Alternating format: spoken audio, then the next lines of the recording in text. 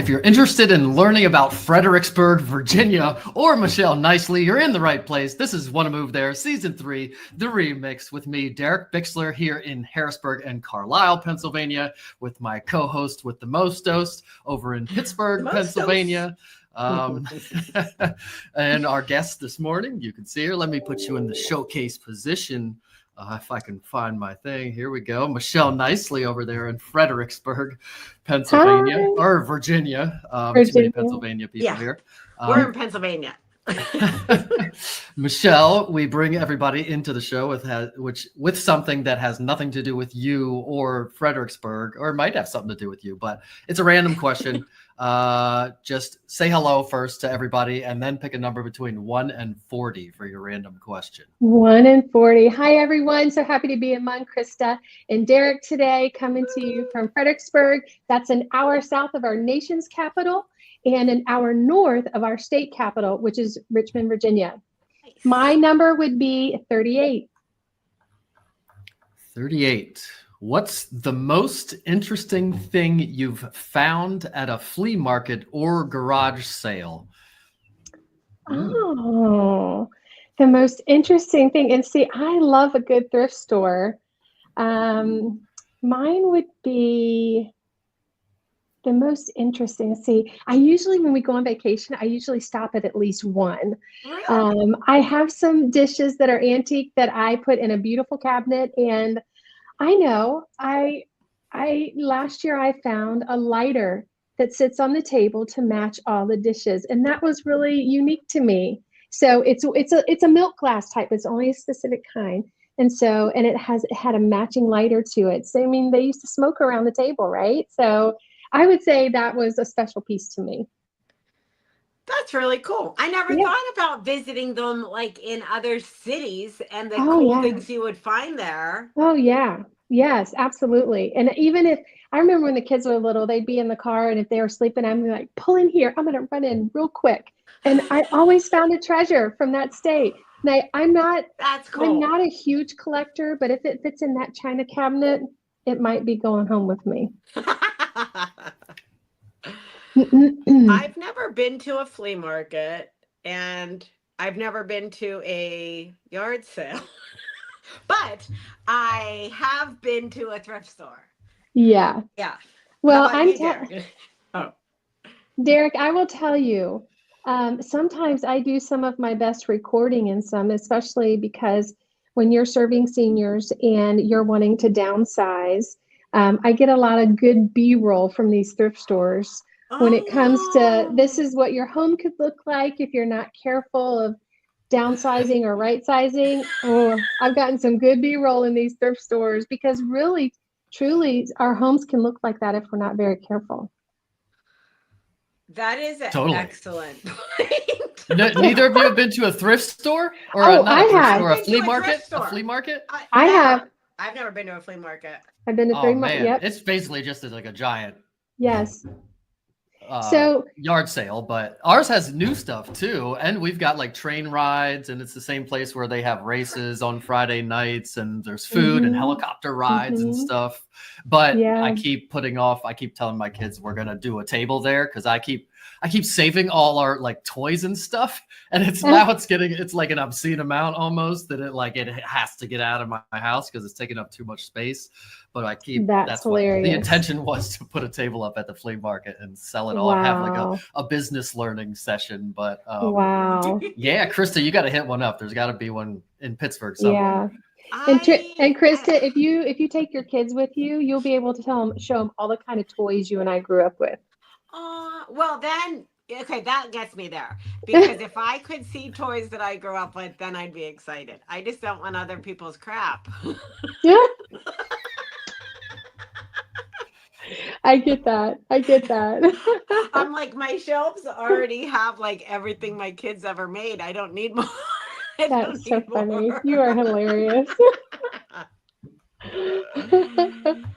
Oh my goodness. Well, I was so excited for this episode because I have not seen you in person in a while, and I miss you, and I was excited to Thank connect you. and hear all about Fredericksburg. I know nothing, but before we dive into that, just wanted to chat with you a little bit. So tell us a little bit about you and your family and how you got into real estate. Oh my goodness. Yes, I am just celebrating my 28th wedding anniversary Happy anniversary. to my college sweetheart. Isn't that great? I'm so grateful. Amazing. We have two What awesome year girls. of college? 1997, Derek. What year, like, Okay, of so of freshman, sophomore, senior? What year did you meet? Yeah, I met him in 95, which would have been my part. Yeah, so it would have been part of the end part of my sophomore year. And we got married in 97, a few months after we graduated. And we have two girls. One is a senior, one is a sophomore, both in high school. So we're doing all the college stuff right now, planning, getting excited. And I don't care what people say, you cannot prepare your heart for this because just the thought of it makes me ill. I can tell you on the other side, yes. a few years later, but mine come home every weekend, so I don't know if I really experience it. They love us and keep coming back. I love that it's okay. Like I thought I was gonna die. I was like, they weren't going that far, but I was like, how can I possibly be separated? Like, who's gonna take care of you? You know? Yeah. So they both did an amazing job with it, and they both still come home for like one night every week. Wow. At least once a week. Wow, that's awesome. Now mine will be my oldest will be about 3 hours away. I don't know if she'll do it every weekend, but she's also been kind of like my Velcro baby. So this is going to be really good for her. So I can't really show her like the emotion Mama is having right now because she would be my one to say, I'll just stay home and go to community college, which is not a bad thing.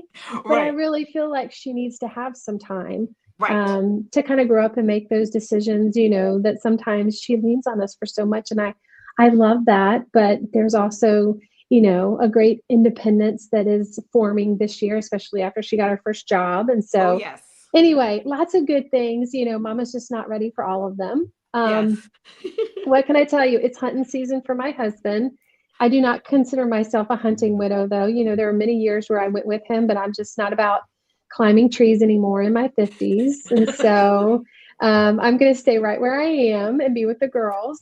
But the big thing going on in my life right now is that I have launched the National Aging in Place Council for Fredericksburg just in the last couple of months. We are the Fredericksburg Regional Chapter, which is of the National Aging in Place Council. And if you're not familiar with it, we educate, empower, and serve the senior adult community. And through education and tools and events and, you know, I served seniors when I was in college for my community service. And then my first job out of college was with a senior adult program where we were doing trips and tours and running rec centers and Special Olympics. I mean, not special, Senior Olympics.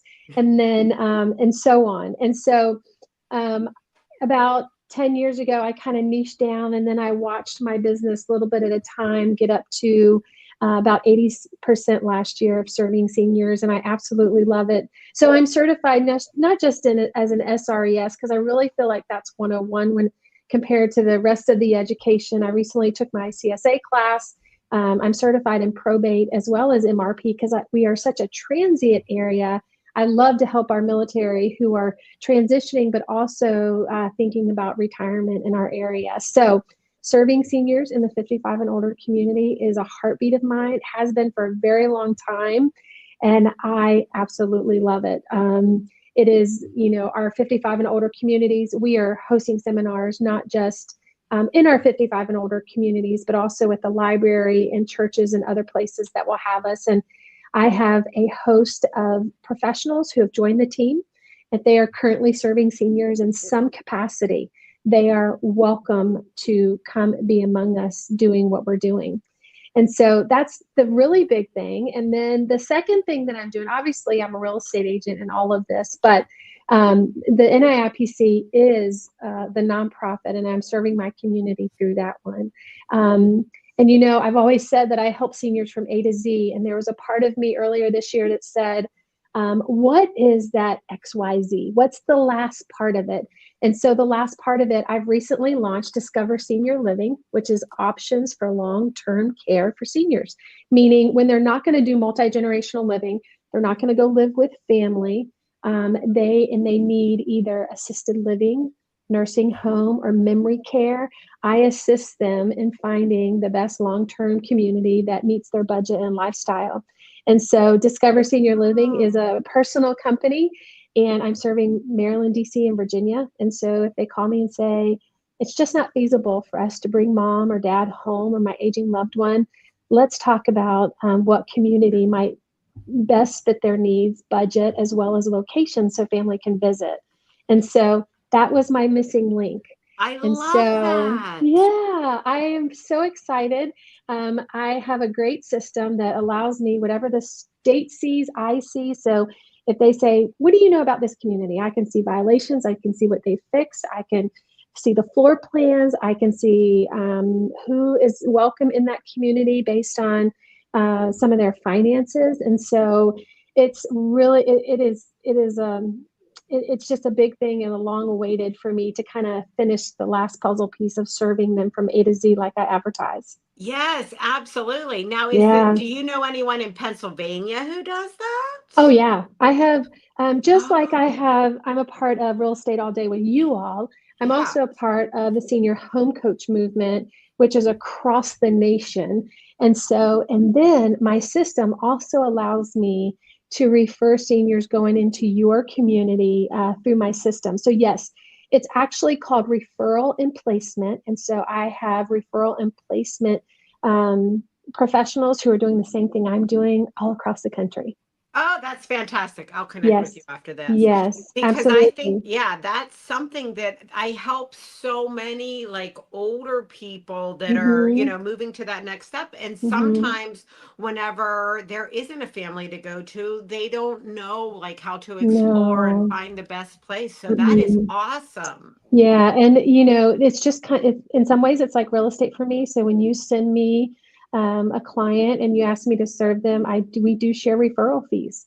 Yeah. And so that's a good benefit too. But here in our area, we have so many communities, but I have just committed to never referring somebody to a community that I have not walked the halls. I haven't seen it or smelt it or done my due diligence. And so I am busy not just doing real estate, but building relationships so people know what I'm doing in the community and visiting these long-term living communities. I don't really call them facilities because it truly is a community of people and families there. So I really try to personalize it for them by staying away from that F word.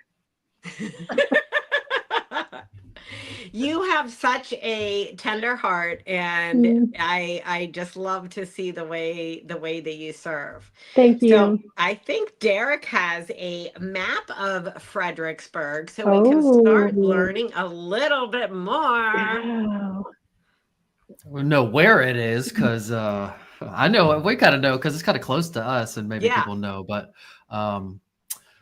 I don't know. I couldn't tell you exactly until right this second. So it is below Washington, like you said. I'll zoom out so everybody can see like where in the country it is. So East Coast, obviously, in Virginia, and then you can see how far did you say from DC? We are an hour south of DC, an hour south of our nation's capital, and so I serve all the way up to. I typically do my best to stay close to home, but in the last year, I've sold 3 up in the Fauquier County area, which is in Springfield, which when I typically serve that area, it's our military families who typically want to be home 20 minutes from getting off work at the Pentagon, right? And so I've had a great referral base up there from some military families. And then, of course, as you come down, you see, Fredericksburg is kind of unique. You have the city, and then if you let's say you live in Stafford County, you could have an address where your city name is Fredericksburg because it spans from the upper part of Stafford all the way through the city and Spotsylvania County. And I live, work, play, worship right here in my town. And I've lived here for 20, I've lived here for over 20 years. Oh, that's awesome. Yeah. So my husband and I, we would pass through Fredericksburg when we were in college, going to my hometown in Maryland. And we would sit on Route 3 and we'd say, we are never going to live in a town like this. The traffic is this horrible. And then here we are 20 years into Fredericksburg, and we absolutely love this community. We just, our kids have come home here. Like I say, we live, work, play, worship here. Fredericksburg is unique in that it brings kind of, they call it America's most historical city because it brings the colonial America, the Revolutionary War, and the Civil War all together in one place. Oh. Okay. And so we have the Rappahannock River that runs through, I want to say 180 miles from where it starts. And our river, you have to respect the river because at different times it's very high and can be dangerous. However, it's so fun for swimming and kayaking and fishing and all the fun things that people love to do outside. There's lots of places where we can put kayaks in and kind of stroll down and see the other side of the historical city of Fredericksburg. We have 4 national battlefields here. And during COVID, we all were kind of homeschooling, but every week, my family and we would find another park to go ride our bikes. And so we became very familiar with our parks and our trails and places to put your feet in the water or places to swim. And we did not stay put. And so it was a lot of fun for us. I always say COVID was kind of good for my family. I mean, I was still working because we are a necessary business, right? Because of death and divorce and all of those things that come with buying and selling homes, marriages, babies being born, etc. We are necessity. And so, yes, our businesses continue to go on and thrive. But when having the kids home, we could always make time for our bike rides and our walks and everything that we were doing. So it's a beautiful town. I think we have about, I want to say between 350 and 400 buildings in or around the area that are still that are labeled historical. Oh, yeah. Yes. It looks beautiful. Oh, it's a beautiful town. It's a beautiful town. And of course we have all the fun stuff and all the little shops and boutiques and ice cream stores and all that good stuff. And the train that rides through, you can get on the train here in Fredericksburg and you can go, of course, to DC, which many people take the train in the morning, or you can get all the way to New York City in 3 to 4 hours, if less, wow. Possibly less if everything is going smooth that day. And so you can go up and you can see a show and go shopping and come back late that night. And so most people say, oh, is Virginia for lovers because of the couples and all that? It's not. Virginia is for lovers because you can get to the mountains, the oceans, the lakes, the rivers within a day's time. And so no matter what you love, this is a beautiful place to live because you can frequent those places that meet your lifestyle within hours. I never knew that's what that meant. Yeah, that's what it means. I thought it really did mean couples. I know. Yeah, and most people do. I mean, but you have the Shenandoah Valley, you have the Blue Ridge Parkway, you have Virginia Beach. I mean, you just have the history between Richmond and Fredericksburg and DC. There's just so much. There's so much, and you can get to everything very, very quickly. Yeah, that's awesome. How far is it from you to Virginia Beach? For Virginia Beach to me is about 2.5, 3 hours. And I say that because remember, we're very transient. So we have bases every which way. We're always serving. Communities are moving in and out of here constantly. And so you have, there's a lot of traffic down there by the tunnel. So on a good day, it's 2.5, 3 hours. Not bad. Okay. And of course, if you're heading that way, you might as well go into Williamsburg and go to all the outlets and the shops and everything like that. So. Yes. Why not? But absolutely beautiful. Yes, yes, yes. You mentioned hunting. Do you have here in Pennsylvania, and Virginia is very outdoorsy anybody that likes outdoors, it's very outdoorsy place. You Mhm. mentioned hunting. Do you have a day off? We have like the first day of hunting season. We like businesses close. It's a holiday almost here. Are you Is it the same serious? in Virginia? You're pretty No. hardcore hunting state Oh, too. really? We don't We- have our local school district is closed the first day of hunting season. Are you All I guess kidding it's me? deer. I guess it's the deer one. Yes. That's the one because they don't do it for every single like turkey, Yeah, they do buckshot, it for whatever. deer they're different. hunting. Like city of Pittsburgh Wow. and everything like real close, like within 15 minutes of town might still be open. But the more rural you get with the school districts, the more they have off that day. Okay, so you must be really overpopulated to allow this to be kind of like a Absolutely. national holiday. We are extremely I- overpopulated with deer. Our hunters would love that. We do not have that as a national holiday, and it typically falls like last weekend was Youth Day, and then the first weekend in October is when they can go out. And my husband has lots of places that he hunts, but we also have a base here, which I always feel really good when he's at the base because he has to reserve his spot. He has to call in the night before to let him know he's still coming, and in the morning he gets there and he checks in. So if he doesn't check out, they know exactly where to go look. Now, my husband does like a saddle type tree climbing nowadays, but when they used to carry those big tree stands on their backs, and oh my goodness, I used to worry terribly. But he does really good. And we eat venison and we serve it, and we love the backstrap, and I love making chili and meatloaf and all the things. And so this is a good time for him. But I feel best when he's on the base. I bet. I had no idea that they had to carry all that stuff with them. Oh yeah. I've obviously never hunted. Oh yeah. And then you got to carry, unless you got a ATV out there or something, you got to carry that whole animal back too. Yeah, that's right. You have to field leave dress some of it. it out there, or you can't. You got to bring every piece of it back. I don't know. No, you field dress it while you're out there, and then you bring it in. Yeah. These are words I've never heard. Yeah. So Can they drag it back? yeah, they can drag it back, carry it back, whatever, but it's best, like Derek said, if they have an ATV or something, they can put it on because they're typically heavy. I mean, I remember when I was hunting with my husband, and he carried both of our stands on his back like a book bag. And we'd go, like, I'd be 22 feet up and he'd be above me at about 25 or 30, and he'd be facing one way and I'd be facing the other. And it was just, I mean, that time when we were hunting together, we were bow hunting. And so, I'm excited for him. They always deserve some time away from all of us, and he loves it. So That's this is amazing. it's a childhood thing for us. But no, it's not a national holiday in Virginia. You got to come to Pittsburgh Where everybody gets and off. Harrisburg. Yeah.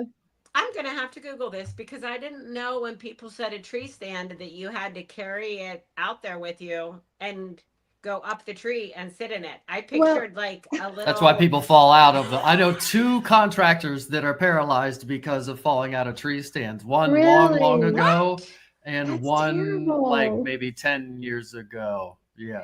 I Well, thought it was Because they're up to 25, 30 feet. You fall from there on your back or something. That's pictured like a pretty tree hard. house. Now, like when you're Krista, little. yes. It's Well, like a let me just- little 2x2 platform, maybe with a Yes. railing. I mean, it depends how much you spend and how much you want to carry, I guess, too, right? So typically they carry them in when they're visiting land, right?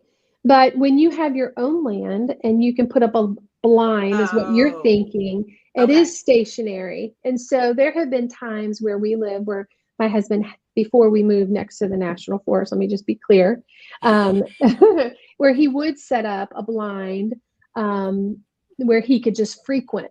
But when you're visiting land, you can't just leave your stuff unless that landowner allowed you to, Oh, Yeah. Okay. Mhm. Obviously not an Yes. outdoorsy girl here. Yes, but there's opportunity all the way around us. You guys will be interested in knowing, because I believe you have a Kalahari in Pennsylvania, right? Yeah. Oh, ours. Don't you? Resort? Our, Like the Resort, casino Kalahari thing? Resort. I think Yeah. Yeah. it's in Ohio, isn't it? Do we have one in Pennsylvania now? There I feel was like one we do. in I definitely Ohio. seen commercials. I don't know. Why did I think that you have one? Well, We for might those now, for those but- listening, ours is in we are number 5 in the nation So the number 5 Kalahari Resort is currently being built, due to open up in 2026, which is going to be located at exit 118 off of I-95. And I drove by there just last week, and they've got water slides sitting out where there's a part where you can come out of the water slide and it's outside. And so all the colorful water slides are out there. Like, we watched it from the very beginning, concrete up. And it is going to be huge. And it's got a convention center and everything. Really? Yes. Yep. Right at the Thornburg exit. And so I will say that Kalahari, I believe it's either between 70 and 80% of their workers are, I believe they bring in a lot of foreign workers to train them, and they house them on site. But that still leaves a good 25 or 30% that will be looking for housing. Oh, yeah. When they come here. And so you got to build the thing too. That's right. Jobs happening and things happening yes, also. Yes. I mean, it's constant in motion down there right now. Constant in motion. So, and I live in the same county where that is being built. I live on the northern side of the county, and that's more on the southern side of the county. But that's exciting, right? That's a new thing that's up and coming. I mean, we have an amusement park, but it's a little bit farther down in the next county in Caroline. My address is in Fredericksburg, and so is my office, which is in Spotsylvania County. So I told you, from here to the Beltway, Fauquier, all them, but predominantly Spotsylvania, Stafford, Fredericksburg, King George, Caroline, Orange County, as well as Louisa, which is out where Lake Anna is. So I have a broad range of where I serve. And I feel like if someone was to say, Michelle, do you go to Richmond? And I would help them in some way, somehow, because like you all, we can either serve them or we can refer them across the nation. We have a wonderful network of relationships that we've built over the years, right? And absolutely. So, yes. And when I do refer people, there is hand holding along the way. Mine is not just a handoff, because I like to be involved and see where I can help along the way. Me too. Yeah. So you mentioned venison and food and kind of things you like to eat. What are there any foods or anything that the area is known for? I think I've talked about our area, Pennsylvania Dutch. Meat, potatoes, stuff for here, I guess, is what we'd be known for. Is there anything down there? I mean, we have all the American things that you guys have. If you were to ask me about some of my favorite restaurants here, I'd say La Petite is a wonderful French restaurant here in town. And of course, my husband loves Sedona and all the steak places that you can have. There's a newer chop house downtown that we have loved going to.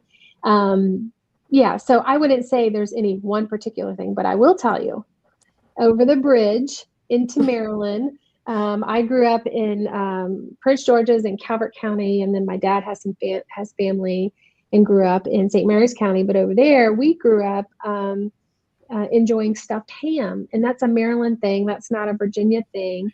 But I know people say, "What's it stuffed with?" What are you going to stuff exactly. it with? Where are you going to stuff it with? So they take a lot of spices, mostly kale and other just strong spices that are just so good and tasty, and they mix it all together, and then they kind of pitchfork the ham and they stuff it with all that, and then they wrap it, and then they cook it for a day or so. Could be a couple days.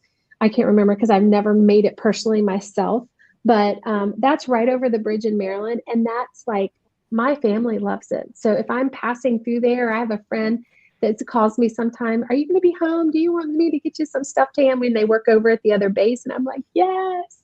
So, yeah. How do they get it inside? They use a knife or a little pitchfork, and they make slices in the ham, and then they stuff it.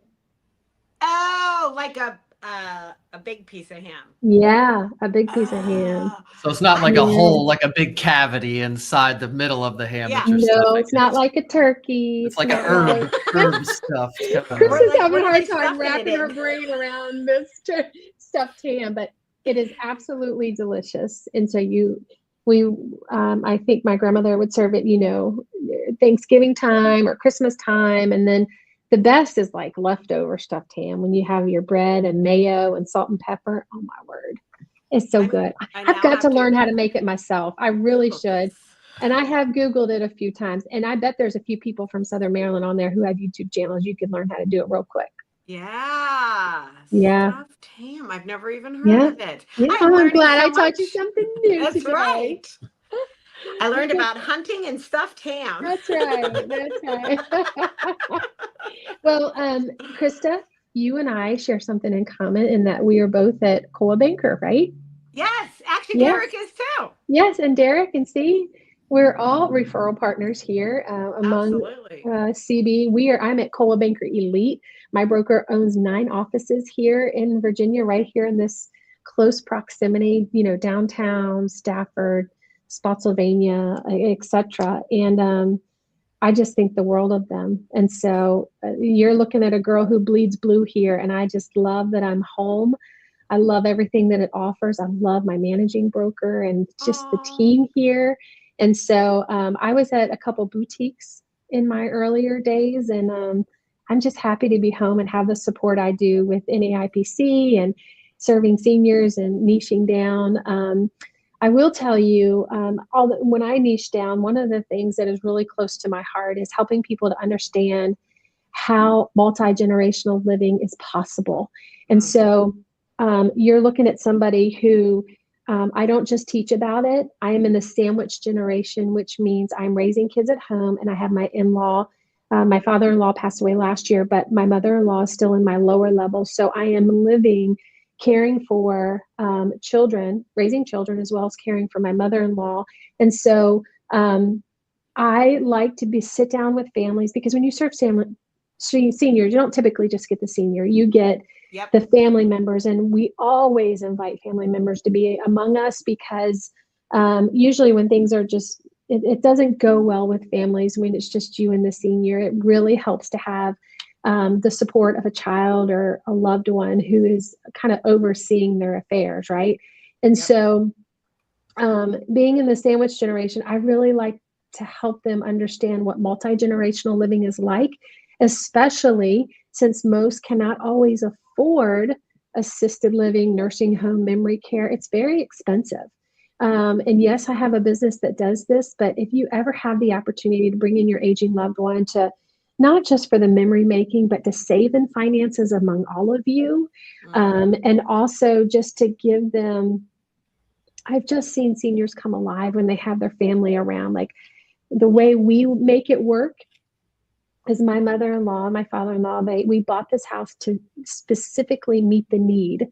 And my husband was spending the night and everything out their house. And then one day Dad said, "Son, it's time." And the next day our home came on the market. There were multiple bids. I was able to swipe it up, and we closed within 20 days. And they have their kitchen and their laundry, and it's a walkout, and they have a ramp up to the side of the home where their car is parked. And I really believe if people just sit down with me and I help them understand what it's like, and when you have your separate spaces, how it can really bring peace to all of you. My children have loved having their grandparents downstairs. I mean, my girls have learned more of the family recipes than I ever could from her.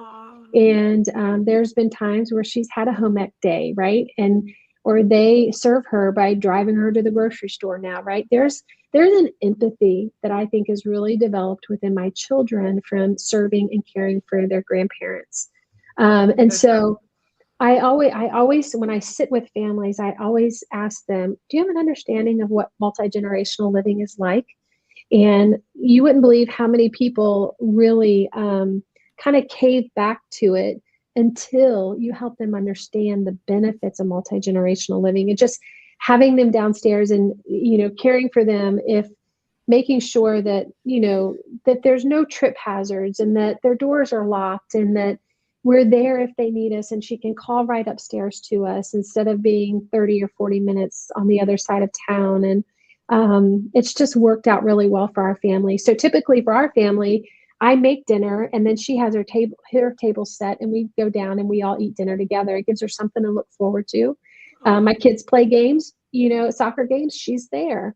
We go to church together on Sunday mornings because she's a part of our family. But it only works because my mother-in-law has been one of my closest friends for the last 30 years. And so I know it doesn't work for everybody, but it is a money saver for some. And it does bring peace to the family. And I think there's a lot of things it can teach our children as well as ourselves in the midst of all of us living together. So Absolutely. I'm very passionate about the multi-generational side of serving seniors. I love that. So is it a particularly high senior population where you are, or is it there's aging people everywhere? Obviously, it's a big population or a big generation. So is it a particularly high thing where you are, or is it just your niche? 69% were over 55 last year in the state of Virginia. Wow. And so I would say there's a great number of them that hold the equity in most of our homes right now. And Derek, we know that about 80% of them want to age in place, but only 20% have the capability of doing so. So I've had people ask me, Michelle, you're the chairman for the National Aging in Place Fredericksburg Regional Chapter, and you're trying to help people remain in their homes, but you're a realtor and you like to sell homes. And I tell them, I educate and give them tools to help them understand what is best for them and really what their budget allows. Because when you sit down to it and you talk about it, it's not just the house, right? Who's going to help transport you to doctor's offices and grocery stores, etc.? Who's going to maintain your home and take care of your yard and all the other things that come with aging in place? So the statistics have shown to be true that 80% want to remain in their homes, but really only about 20% get to, unless they have a family member who moves in with them. And remember, the 55 and older community, we have just right here between Spotsylvania here, we have over 15. And so that's a lot of 55 and older communities to serve. Now, those are that's where they're aging in place. And typically I get the calls of, help me understand what it looks like for me to remain here. But that you cannot have children 21 and under living in those homes when there is a HOA for that 55 and older community, right? So it's not always feasible. So I've had families where let's say, is it Generation Z or X? Who would be in the 45 range right now? That would be X, right? X, yeah. So my clientele is typically some of that 45, 50-year-old who's trying to think ahead and say, what am I going to do when mom and dad can no longer live on their own? And that's when I like them to call me and I say, let's talk about a plan, to put a plan in place. Even if it's 2 years down the road, 5 years down the road, etc., what to be looking for. If they say, well, there's not a lot of money and there's not a lot of equity in their home for, to afford one of the long-term living communities, right? Yeah. And so I try to help them understand what multi-generational living looks like. I had one family not long ago, they moved here and they could only live in the 55 and older for a little while. We ended up selling that home to find them a multi-generational home where there was a main level bedroom as well as another apartment style in the lower level.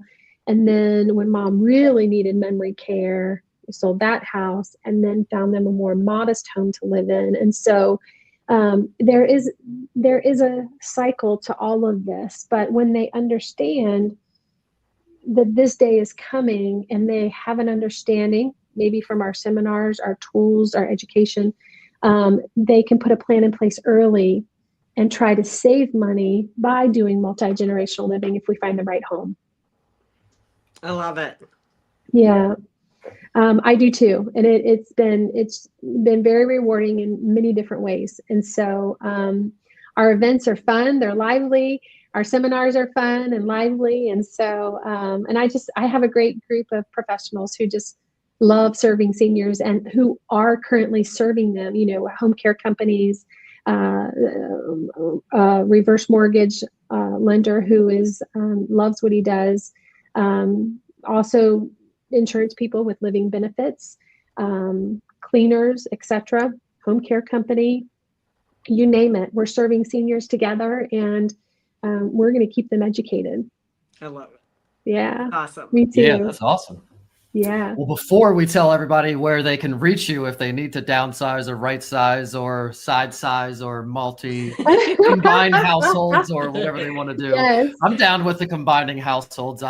Maybe not with my parents. I mean, I could do that now. Not before I quit drinking, I would not have, but now I would maybe. And with my kids, for sure, I'd be down with that. Like you, if they move away, I'm moving. Like if they all leave, I'm going to where one of them are. Absolutely. I don't even know. Yeah. So Yeah. you're living the dream kind of, Krista. And I know. hopefully yours stick around too or come back. Yours stick around. And I hope mine stick around like Krista's do. But I will say this, Derek. There's a little bit more to when you find that multi-generational home. I happen to find one that is in a nice community where there's no HOA. And so because I serve seniors, my kind of dream down the road is that home would become kind of like a home for seniors. If that was ever feasible with the county and the county allowed me to do so. And so I look at this home like it's a long-term investment for me as well. If I ever have a time where, let's say I don't want to show houses and let's say one day I'd come to that point, but I could at least have the state rent the house for me, because everything I do right now to upgrade that home is, I have handicap accessibility in mind, right? That's what I'm thinking of. So there is a benefit to being in a home like this. If it is something like if your mind thinks along the investment side, one day I hope to open it up to senior adults who can't necessarily afford to go into one of these bigger communities that are pretty expensive. So there's benefits to it too. Yeah. Oh yeah. I'm lucky. I just sold my parents' house and they planned. They're in a place way before they even need to be, and everything's good. They've already purged the stuff. It's like they planned the crap out of Derek. it. So I feel That's so lucky. Very lucky. That is so all great, their friends Derek. are there too. They like the cottage across the backyard is two of their friends, and we got a new fishing spot because there's a good pond there that has lots of the little sunnies and nobody fishes there, so it's like bonkers. But let's tell everybody. Well, actually, before we tell everybody where they can reach you, we have one last little question that has nothing to do with Fredericksburg, but does have something to do with you. When you were a kid, what did you want to grow up to be? When I was a kid, I only really thought about being a wife and mom. And I'm so thankful for that sweetness in my heart that, the Lord has just blessed me with, of being a wife and a mom.